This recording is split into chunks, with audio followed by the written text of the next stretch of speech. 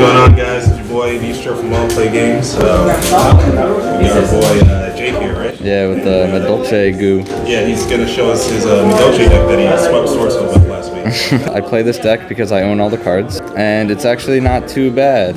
To start off, these 9 are pretty much what you want to see turn 1. The latter is Madoline's the best, then Petting, and then Angeli, in my opinion.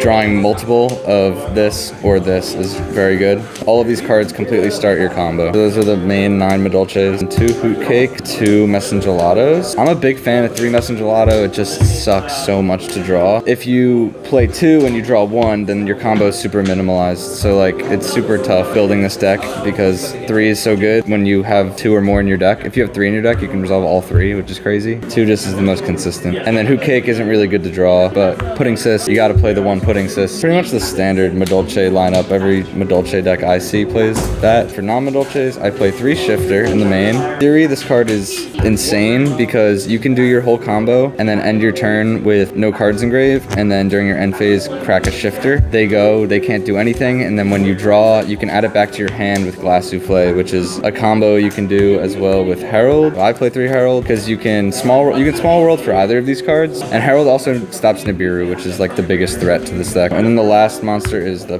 Prankatops. Pretty much he's mainly a small world target, but when you draw, every time I've drawn him, he comes up, and I've even normal summoned him a couple times as like a turn 1 play, which is pretty neat. If you only use your Salon summon, you can normal summon the Prankatops with whatever leftover Madolches you have, and then you just have it for your opponent's turn, so that's pretty cool. For spells, I play 3 Salon, 2 Chateau, and a Ticket. Most people play 1 Chateau. If the 1 Chateau gets interrupted, it's really tough. I really like playing 2. The only thing that sucks about playing 2, since your Salon is mandatory, sometimes you have to set the Chateau over your Chateau from the deck, and that's like a big upset when that happens. I love 2 of this card. I love hard drawing any of these cards as long as it's only 1 or 2 of them. For consistency, 3 Extravagance and 3 Small World. Prosperity is probably better than this card.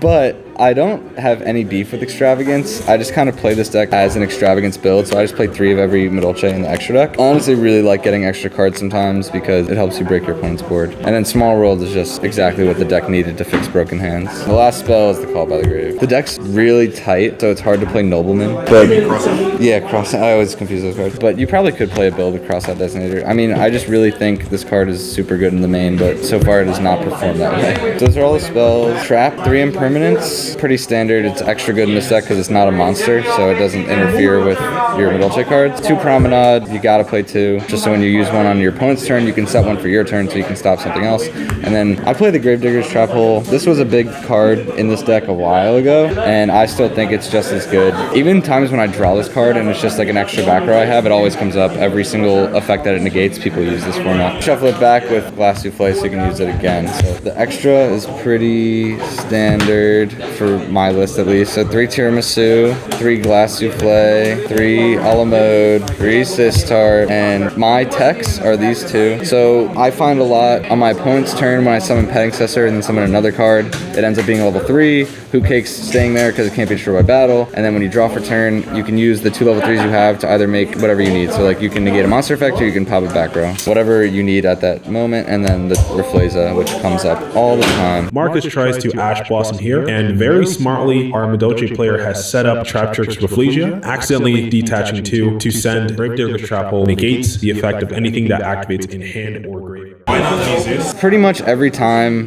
that I leave the battle phase, I use Petting Successor in the main phase already, so it's like, it has never come up that I've wanted to summon that card, and you can already summon pretty much 2 Tiramisus to send their cards back, so it's not like you need a Zeus to destroy the field, especially when you have like a field spell 2 continuous setup, so that's why no Zeus. But these cards pretty much can be anything else. I definitely would keep this, but this could be a Nightmare Phoenix, because it also pops a back row, but this doesn't have to discard a card from your hand. So the side deck is not good, I don't think, but 2 Ashes, 3 Dark Rulers, which I think is not as good as Droplet because this card can't negate Scythe. 3 Cyclone and a Duster, and then 3 Strike, which is probably my favorite card in the side. I bring this card in every single time I go first, and then 3 Goes in match.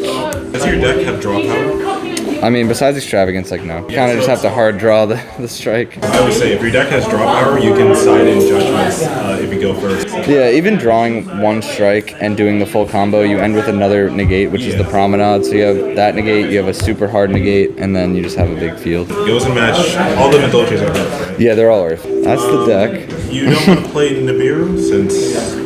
I don't have Nibiru's. Okay. And I was literally thinking about it before this tournament. I'd probably play Nibiru over Ash, but I don't know. It's tough. But, I'm really surprised that you're like side decking Ash. It's like, yeah, it's just really when I need that extra stop going second, or even sometimes going first. If I really think that an Ash will like just end their turn, I'll bring it in because I can do a combo and just end with an Ash or Small World for it. Yeah, that's the deck. I'd say it's pretty consistent. I'd say pretty much every hand I draw a starter and get to do something unless they have a negate, and then you're sad. But yeah, that's it.